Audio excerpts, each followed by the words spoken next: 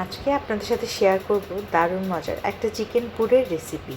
যে পুরটা ব্যবহার করে আপনারা যে কোনো চিকেন পেটিস, বান অথবা পাফ তৈরি করে নিতে পারবেন। এই ধরনের মজার স্টাফিং যদি থাকে বাসায় তাহলে কিন্তু আর বেশি সময় লাগে না কোনো কিছু তৈরি করে নেওয়ার জন্য। পুর তৈরির জন্য প্রথমেই ননস্টিক প্যানে 2 টেবিল চামচ তেল দিয়ে দিলাম। তেল গরম হয়ে আসলে এই পর্যায়ে 1 কাপের মতন পেঁয়াজ কুচি দিয়ে দিলাম। এই পর্যায়ে দিয়ে দিলাম 3টে কাঁচামরিচ কুচি করে নেওয়া। কিছুক্ষণ এভাবে ভেজে নিয়ে দিয়ে দিলাম শ্রেড করে রাখা চিকেন ব্রেস্ট পিস। এখানে আমি একটি মুরগির বুকের মাংস ব্যবহার করছি। এবারে কিন্তু খুব সুন্দরভাবে সব কিছু মিশিয়ে নিতে হবে। এই মুরগির মাংসটা আমি কিন্তু আদা রসুন এবং লবণ দিয়ে সেদ্ধ করে নিয়েছিলাম। এই পর্যায়ে দিয়ে দিলাম 1 চামচের মতন গরম মশলা, হাফ চামচের মতন চাট মশলা, 1 চামচের মতন লাল মরিচের গুঁড়া এবং 1 চামচের মতন ধনিয়ার গুঁড়া।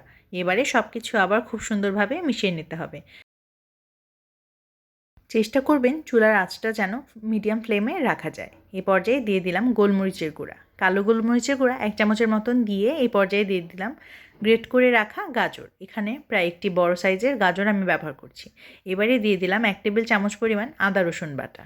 এবারে সব কিছু আবার খুব সুন্দরভাবে কিন্তু মিশিয়ে নিতে হবে। এবারে আমি দিয়ে দিচ্ছি চিকেন স্টক। যে পানিটাতে চিকেনটা সেদ্ধ করেছিলাম সেই পানিটাই কিন্তু এখানে দিয়ে দিতে হবে, তাহলে ফ্লেভারটা খুবই ভালো আসবে। এবারে আবার খুব সুন্দরভাবে একটু নাড়াচাড়া দিয়ে দিচ্ছি এবং কিছুক্ষণ এভাবে রান্না করে নিয়ে এই পর্যায়ে দিয়ে দিচ্ছি টমেটো সস।